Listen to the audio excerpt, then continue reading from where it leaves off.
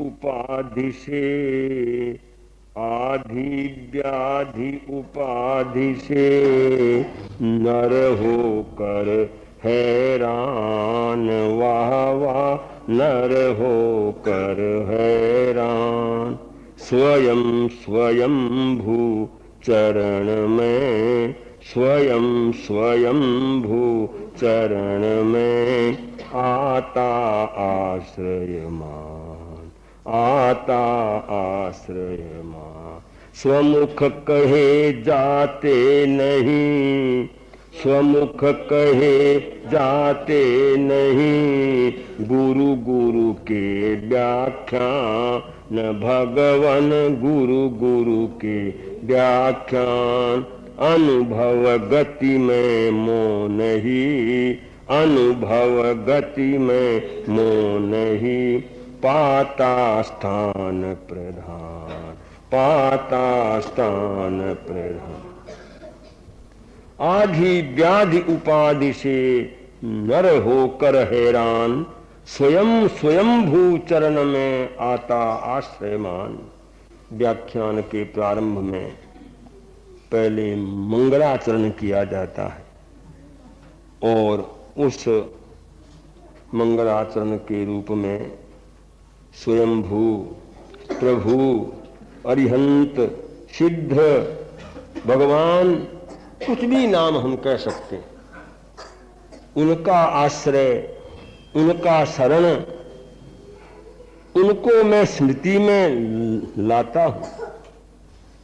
आदमी के मन में शंका हो सकती है कि प्रभु का स्मरण क्यों किया जाए, भगवान को याद क्यों किया जाए। तो कहते हैं आधि व्याधि और उपाधि तीन चीजें हैं। आधि माने मानसिक चिंता का नाम क्या है, आधि। शारीरिक रोग का नाम क्या है, व्याधि। और उपाधि कई जीवन में अनेक प्रकार की आती रहती है, कभी धन की, जमीन की, बाल बच्चों की, कई प्रकार की उपाधियां आती है। लेकिन जब आधि व्याधि और उपाधि से इससे जब आदमी हैरान हो जाता है, तब स्वयं स्वयं भू चरण में उस समय में राम याद आता है। भगवान का नाम वहां स्वयं आता है।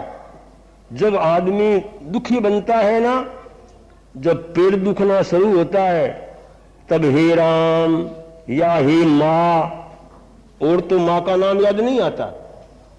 वेदना होने से देव का नाम याद आता है।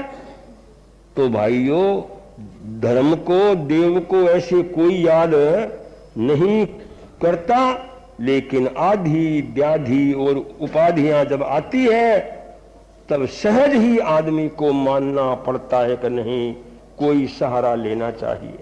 बिना सहारे हम पार हो नहीं सकते, और वो सहारा सबसे ऊंचा उसी का है। संसार के सहारे सारे झूठे हैं और सारे सहारे धोखा देने वाले हैं। भगवान का सहारा इतना ऊंचा है कि वो कभी टूटने वाला नहीं है, और वो हमको अंतिम समय तक, जन्म जन्मांतरों तक वो सहारा देने वाला है। इसलिए मैं व्याख्यान के प्रारंभ में अरिहंत भगवान के चरणों में नमस्कार करता हूं। उसके बाद स्वमुख कहे जाते नहीं, गुरु गुरु के व्याख्यान नंबर 2 में गुरु को मैं याद करता हूं। शब्द क्या है, गुरु 2 अक्षर है। संतों ने उसका अर्थ किया, गु शब्द स्त्वंधकार स्यात्, रू शब्द प्रतिरोधक, अंधकार निरोधित्वात् गुरुरित्य विधीयते। 2 अक्षर है, गु और रू। गु का अर्थ होता है अंधकार, रू माने रोकने वाला, जो हृदय अंधकार को रोक सकता हो, हृदय में ज्योति पैदा कर सकता हो, उसका नाम क्या है? गुरु। ये नहीं भी मैंने किसी को गुरु बना लिया। अरे गुरु वो होता है कि शिष्य के हृदय अंधकार को दूर कर सकता है। कहा जाता है अज्ञान तिमिरांधानां ज्ञानांजन शलाकया चक्षुरुन्मीलितं येन तस्मै श्री गुरवे नमः। कहते हैं उस गुरु को मेरा नमस्कार हो कि अज्ञान रूपी अंधकार से जिनकी आंखें क्या बन चुकी है? अंधियाई हुई है, आंधी बन चुकी है। उन्होंने ज्ञान रूपी अंजन सलाका लेकर इस प्रकार आंखों में ज्ञान का अंजन आंज दिया, आंखों में ज्योति आ गई। वो ज्योति देने वाले गुरु, उनको मैं नमस्कार करता हूं। अब जो आज का ये व्याख्यान रुक्मिणी मंगल का व्याख्यान शुरू किया जा रहा है, इसकी भूमिका क्या है? गुरुजन की आधीनता, गुरुजन की आधीनता जीवन में अनिवार्य, वाह वाह जीवन में अपने अपने स्थान का, अपने अपने स्थान का पर सबको अधिकार, पर सबको अहम भाव से छीनते, अहम भाव से जो पर का अधिकार, वाह वाह जो पर का उन पापों का भी कहीं, उन पापों का भी कहीं हो जाता प्रतिकार, हो जाता प्रतिकार। जीवन ऐसा है, इसमें हरेक आदमी को कुछ अधीनता माननी पड़ती है, स्वीकारनी पड़ती है। जैसे बेटा होता है, वो बाप के अधीन रहता है, बाप के नीचे रहता है, अपने पिता की बात को उसे मानना पड़ता है। बहू को सास के नीचे रहना पड़ता है, कुछ उसकी अधीनता उसको स्वीकारनी पड़ती है। शिष्य को गुरु के नीचे गुरु की आज्ञा को मानना होता है। ऐसे ही गुमास्ता होता है वो सेठ के नीचे। माने कुछ न कुछ जीवन में किसी न किसी के नीचे कोई न कोई रूप में हमें उसकी आज्ञा का मानना हमारे लिए आवश्यक होता है। लेकिन फिर भी जीवन की स्वाधीनता, जीवन का स्वातंत्र उसका छीना नहीं जाता। वो सोच सकता है, उसका चिंतन हो सकता है, और कोई वो वस्तु के लिए अपने आप का वो निर्णय ले सकता है। कोई आदमी अहंकार के वशीभूत होता हुआ औरों का अधिकार छीनना चाहता है, औरों के हक को मारना चाहता है। ऐसे जो आदमी होते हैं अभिमानी, उनका भी कहीं न कहीं आगे जाकर के प्रतिकार हो जाता है। वो कभी माने उनका क्षम्य नहीं होता। वो झूठा किसी का दबाव वो सहा नहीं जाता। ये इस व्याख्यान की भूमिका है। मनमानी करने वाले, मनमानी करने अभिमानी कष्ट उठाते हैं, अभिमानी कष्ट उठाते, औरों के हक हरने वाले आखिर मुंह की खाते हैं, औरों के हक हरने वाले आखिर मुंह की। एक विंध्याचल से दक्षिण में स्थित, विंध्याचल से दक्षिण में देश विदर्भ सुंदराकार, देश विदर्भ सुंदराकार। कुंडिनपुर नामक पुर था, बर भीम नृपति पौरुष साकार। कुंडिनपुर नामक पुर था, बर भीम नृपति पौरुष साकार। शिखावती सुंदर रानी थी, शिखावती सुंदर नंदन 5 पुत्रिका एक नंदन 5 पुत्रिका। बड़ा पुत्र था रुक्मी जो अभिमानी उच्छृंखल अविवेक। बड़ा पुत्र था रुक्मी जो अभिमानी उच्छृंखल अविवेक। मनमानी करने वाले, मनमानी करने अभिमानी कष्ट उठाते हैं, अभिमानी औरों के हक हरने वाले आखिर मुंह की खाते हैं। औरों के हक हरने वाले आखिर मुंह की। इन ऊपर वाली 2 लाइनों में पूरे रुक्मिणी मंगल का सारांश है। मनमानी करने वाले अभिमानी कष्ट उठाते हैं, औरों के हक हरने वाले आखिर मुंह की खाते। अभिमानी जो होते हैं और वो जबरदस्ती किसी के ऊपर कोई बात थोपना चाहते हैं और दूसरों का हक छीनना चाहते हैं, उनको आखिर में मुंह की खानी पड़ती है। उन माने अज्ञानियों का अंत में अपमान होता है। अब रुक्मिणी का वर्णन शुरू हो रहा है। सभी बहन भाई ध्यान से सुनेंगे। पहले थोड़ी नाम ठाम आ रहे हैं, कहाँ ये माने बात बनती है, शहर का नाम क्या है, कौन सा देश है, वर्णन आ रहा है। विंध्याचल से दक्षिण में स्थित देश विदर्भ सुंदराकार। कुंडिनपुर नामक पुर था, बर भीम नृपति पौरुष साकार। विंध्याचल आप जानते हो ना, खान देश के उस तरफ में है। विंध्याचल का बड़ा भारी हिस्सा है। उस माने उससे दक्षिण दिशा में कौन सा देश है? देश का नाम है विदर्भ देश। आज भी वो वही नाम से प्रसिद्ध है। तो वहां माने कुंडिनपुर नाम का नगर, वहां भीम नाम का राजा। उस भीम राजा के रानी का नाम क्या है? शिखावती। शिखावती रानी की कुख से 5 क्या पैदा हुए? लड़के। बेटे तो 5 और पुत्रिका 5 भाइयों के ऊपर क्या हुई? एक बेटी हुई।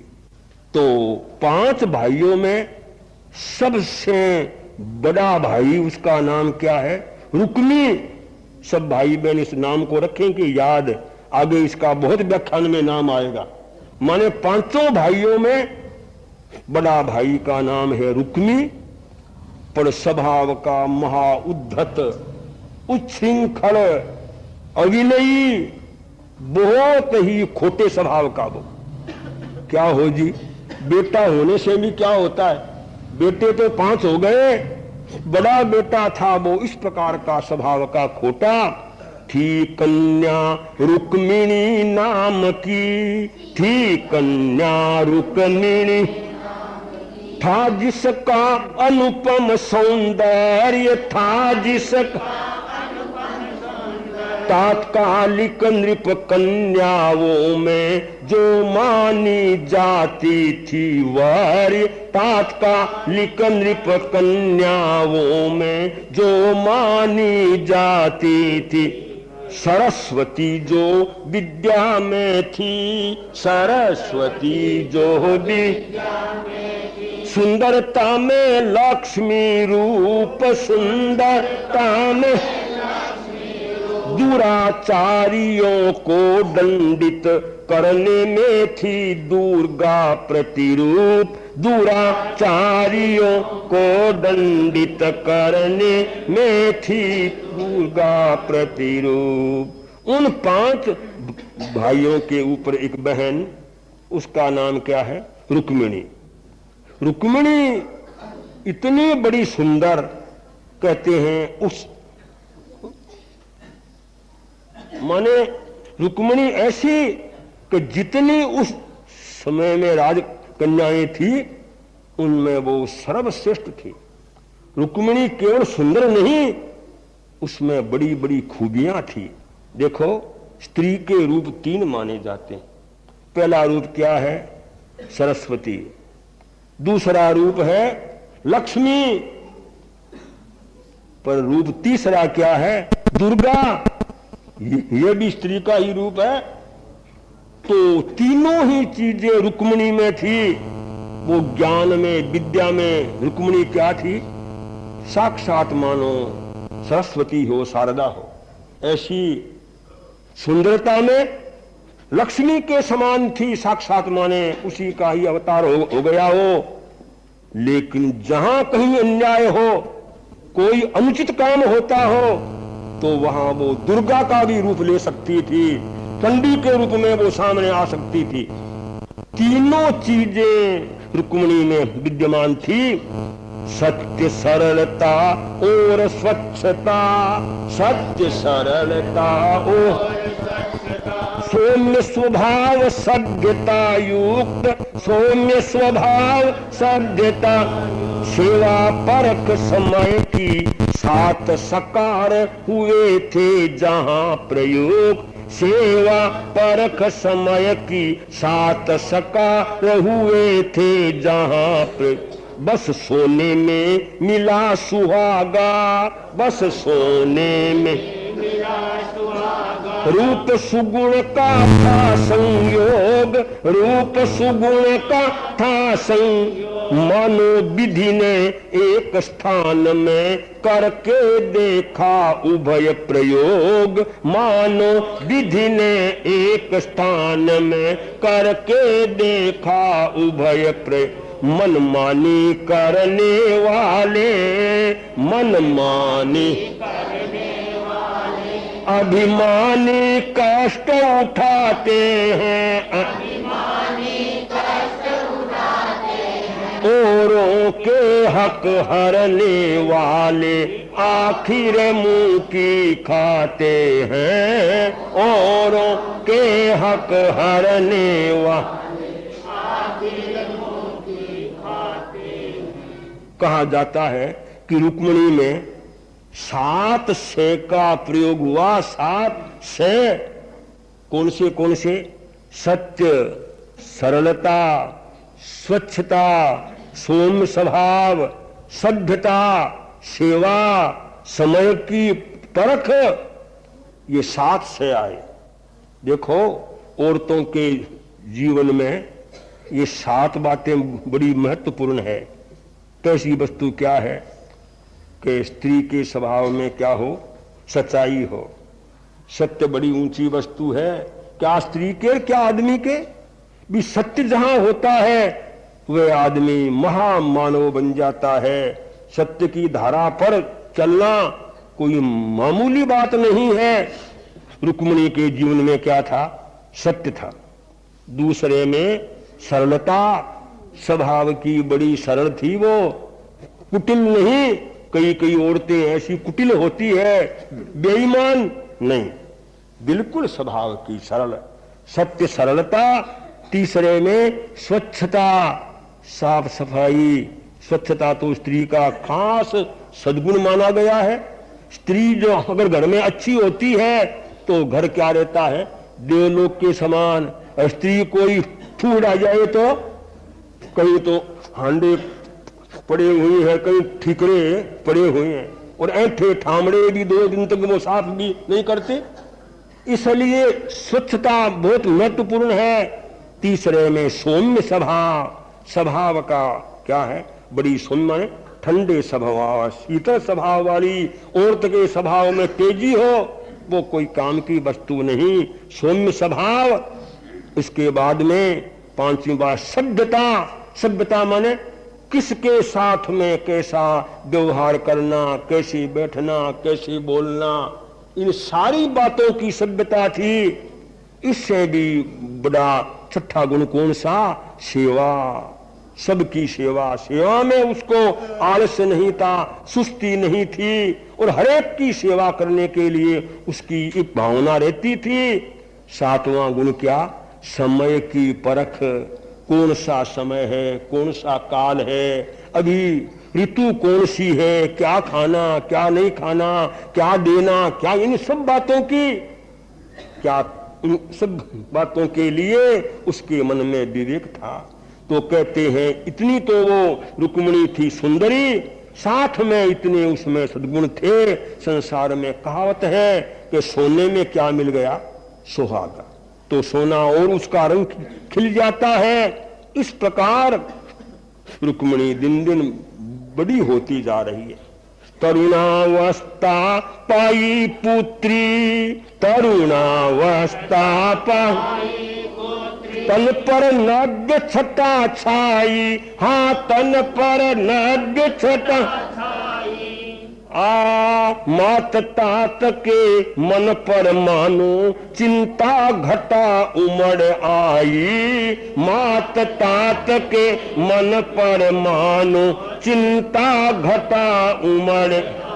रानी पुत्र सचिव को भूपति, रानी पुत्र सचिव को अपने पास बुलाता है, हाँ अपने पास बुलाता है। परामर्श लेने के खातिर ऐसा प्रश्न उठाता है, परामर्श लेने के खातिर ऐसा प्रश्न उठाता। मनमानी करने वाले, मनमानी अभिमानी उठाते हैं, औरों के हक हरने वाले आखिर मुंह की खाते हैं, औरों के हक हरने वाले आखिर मुंह की खाते हैं। रुक्मिणी क्या हो गई है? जवान अवस्था, तरुणावस्था प्राप्त हो गई, ब्याह के योग्य हो गई। माता पिता के मन में बड़ी चिंता कि रुक्मिणी का संबंध कहाँ किया जाए, सगाई कहाँ पर की जाए, और जैसी ये बड़ी योग्य है उसी के अनुरूप वर की प्राप्ति हो, अच्छे घर में जाए, खानदान में जाए, और सब प्रकार से सब बातों का सुंदर योग हो।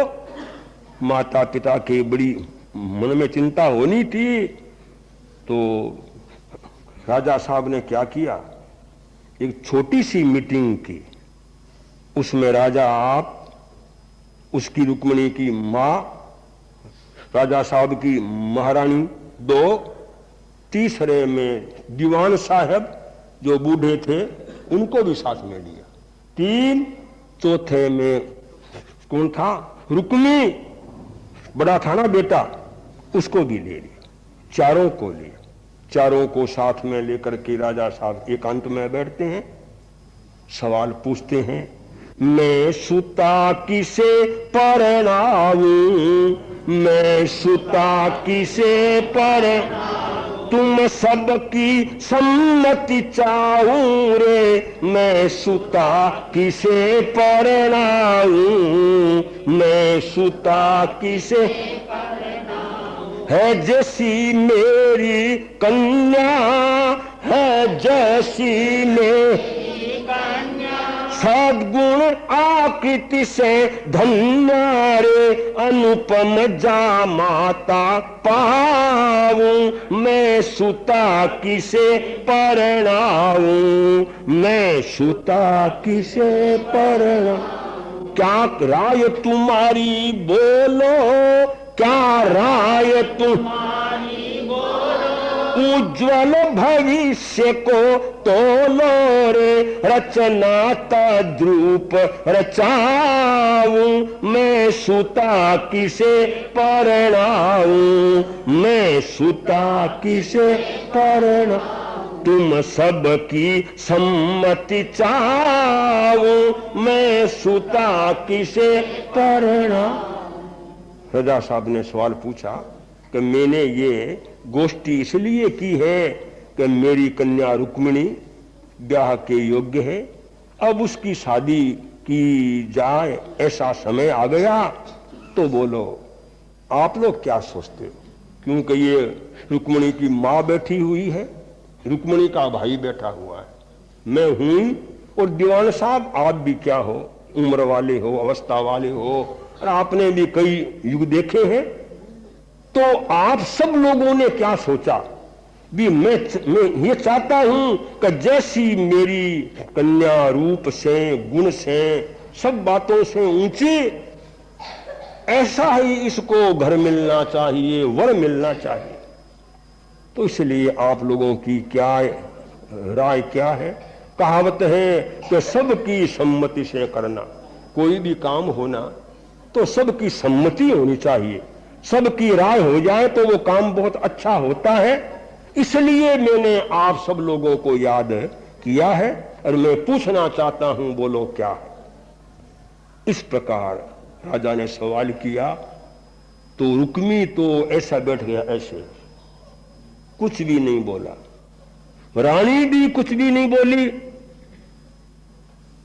अब बताओ, राजा जब रानी न बोले, बेटा खास जो बड़ा भाई न बोले, आखिर में नंबर किसका आ गया?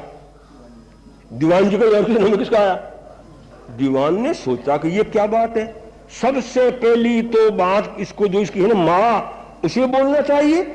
जो कन्या की मां है उसकी पूरी जिम्मेवारी होती है, कन्या की मां जो चुपचाप बैठी हुई है, तो ये बात ठीक नहीं है। इसलिए दीवान कहते हैं धीधर सचिव विनय युत बोला, धीधर सचिव विनय युत बोला, वचन पीटक पटुतायुत खोला, वचन पीटक पटुतायुत हे प्रभु ने हमसे जो कुछ पूछा, प्रभु ने हमसे जो कुछ पूछा, कृपया हमें बनाया ऊंचा, कृपया हमें बनाया ऊंचा। दीवान ने बड़ी शालीनता के साथ में, बड़ी धीरज के साथ में दीवान ने कहा, महाराज आपकी गरिमा है, महत्ता है कि जो आपने हम लोगों से सवाल किया, क्योंकि ये क्या है, आपकी बड़ी ऊंची बात है। सबकी सम्मति लेना नीति महाजनों की है यह रीति, पगड़ी से भी राय मिलाओ, अपनी मनमानी न चलाओ। नीति में लिखा है कि कोई भी काम किया जाए तो सबकी सम्मति लेनी चाहिए। अरे कहा कि और न होना तो अपनी पागड़ी उसको रखो सामने, उससे कहो तो बोल मैं करना चाहता हूं, तेरी क्या राय? कम से कम दो आदमी की रहनी चाहिए ना, कोई न कोई की राय सम्मति तो लेनी ही चाहिए। महाराज ये नीति की बात है, आपने जो पूछा वो तो बहुत ऊंची बात है, पर महाराज मैं ये सुनना चाहता हूं कि आपकी राय क्या है? आप पहले हमसे पूछते हो, आप तो उसके पिता हो, सारी जिम्मेवारी तो आपके ऊपर है, आपने भी कुछ सोचा होगा। तो पहले अगर आपकी राय हमारे सामने आ जाए, आपका चिंतन सामने आए, तो फिर हम सोचेंगे भी चिंतन हमको सही लगा या नहीं लगा, क्या कुछ है। क्योंकि देखो आदमी बुद्धिमान वही होता है कि अपने पेट की बात तो पहले नहीं खोलता, सामने वाले की बात को हो निकाल लेता है। दीवान ने कहा पहले आपकी राय हम सुनना चाहेंगे। ये बात सुनने से राजा समझा ये ठीक बात है, भाई मैंने भी सोचा ही है, अगर आप सुनना चाहते हो तो लो सबसे पहले मेरी राय सुन लो। मेरी पुत्री के लायक लगते हैं मुझको कृष्ण ही, मेरी पुत्री के लायक लगते हैं मुझको कृष्ण। प्रत्येक दृष्टि से समुचित लगते मुझको श्री कृष्ण ही, प्रत्येक दृष्टि से समुचित लगते मुझको श्री कृष्ण। श्रेष्ठ जाति कुल यदुवंशी है सद्गुण के भंडार, श्रेष्ठ जाति कुल यदुवंशी है सद्गुण के भंडार। वय में भी श्री कृष्ण युवक है, वय में भी श्री कृष्ण युवक है। हृष्ट पुष्ट तनुधार रे मेरी पुत्री के लायक लगते मुझको